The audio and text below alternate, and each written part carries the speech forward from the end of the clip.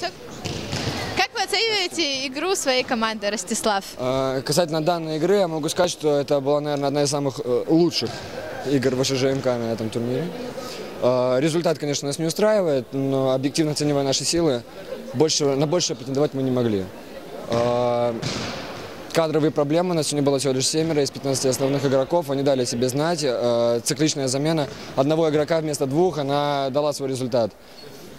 Все были крайне уставшие, мы выдохлись.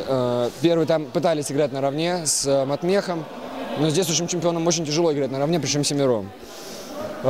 Второй тайм был, уже игра проходила у наших ворот, поэтому пришлось играть от обороны и редкими контрвыпадами, так сказать, укалывать Матмех. Результат это не показало, но в целом атаки были крайне интересные.